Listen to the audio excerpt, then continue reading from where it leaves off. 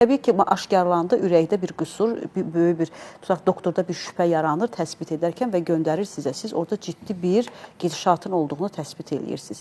Və bunu artıq ya invaziv yolla, artıq müdaxilə etməlidir, ya uzun aylara söykənəcək müalicə. Nə zaman hazır bildiyiniz zaman, neçə müddət keçməlidir ki, bir invaziv müdaxilədən danışaq. Ondan sonra ikinci, artıq birinci baş verəcək, birincidə olacaq fəsadın əməliyyatına uşaq hazır olmalıdır. Nə qədər müddət keçməlidir? Ürgə xanım, nə qədər keçməli dərkən, hər xəstəliyin özünə görə fərdi yaxınlaşması var. Məsələn, bizim doktorun çox gözəl ifadələrdir xəstələrə, ən çox populyar dediyimiz, yəni görüntüdə populyar olan döş qəfəsinin köklü və quş döş qəfəsi və bir də əlavə bir şey eləmək istəyərəm doktorun sözünü qıva, hemanjiomalar. O da görüntüdə, yəni bu görüntü aldanmasına söhbət gedir. O xəstələr daha tez müraciət edir. Onlar xəstələr tez gətirirlər. Yəni biz ona baxırıq. Gözlə görülür. Yəni məsələn qanlı xal deyirlər xalq arasında ona. Uşağın hər hansı bir yerində, üz nahiyəsində, o gün elə bizim bir də xəstəmiz var idi.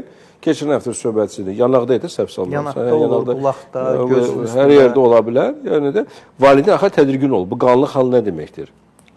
Onun müalicəsi cərrahidir.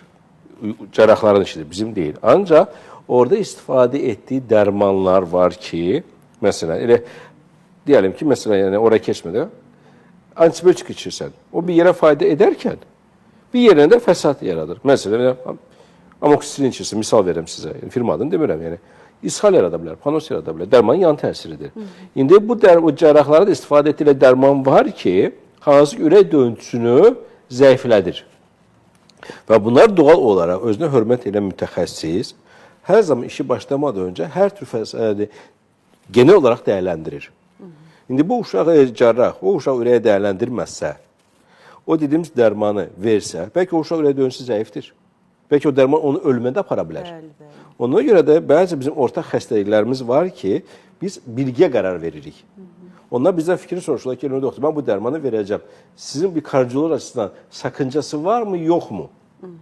Bizdə gərəkən nə isə uşaqda onu məlumatlandırırıq. Və bəzi ürək qüsurları var ki, müdaxilə eləmək lazım, sizin sözü qüvvəti, radikal, cərrahi və ya invaziv, fərqi yoxdur. Orada fərdi yaxınlaşırıq xəstəyə. Yəni, ölçü biçilirik, məsələn, cərrahide bir xəstə gəldi. Yəni, verişdən əvvəl demişdim ki, falla tetradası, misal. Ona angiografiya eləmək lazımdır. Yəni, invaziv, yəni paliativ müdaxilə və ya diaqnostik, hər neysə.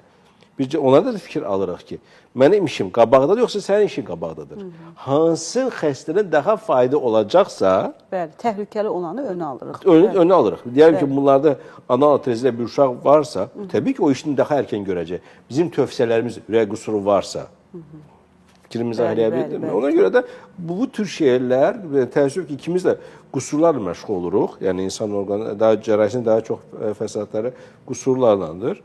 Və yəni, o an xəstəyə hansı daha faydalıdır, hansı daha önəmlidir, hansı daha az ziyan vuracaqsa həyat yaşama tarzı üçün onlarla birlikdə qərar verib tədavimizi aparır. Bizim məqsədimiz o xəstəni sağaltmaq. Yoxsa mən elədim, sən elədin, mən qabağa getdim, yoxsa sən getdin, əl çaldır, şap-şap deyil. Bəli, yəni, bizim məqsəd xəstəni sağaltmaq.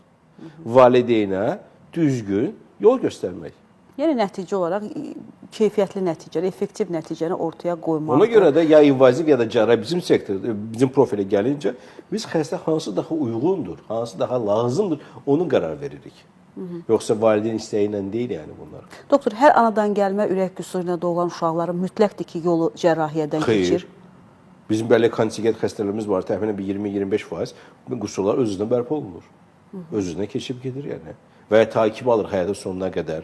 Heç bir müdaxilə eləmək olmur. Məsələn, yüngül darlıqlar, kiçik defektlər, hansı heç bir şey eləmək lazım deyil. Adı var, məsələn, qulaqçı arası çəpər defekti, olsun da, problem yaratmırsa və ya kiçik mədəcik arası çəpər defekti, yəni, olsun, onu uşağa heç bir ürək problem yaratmırsa. Ola bilərmi ki, müəyyən yaşa qədər problem olmur, müəyyən yaşdan sonra həmin o xəstəlik təsir? İşte o takib alırıq biz xəstədir. Yəni, bugün görülük demirik ki, get bir də iş gəlmə. O tür xəstələr tədavi protokola tabi olan insan növləridir. Yəni ona görə biz də qərar veririk.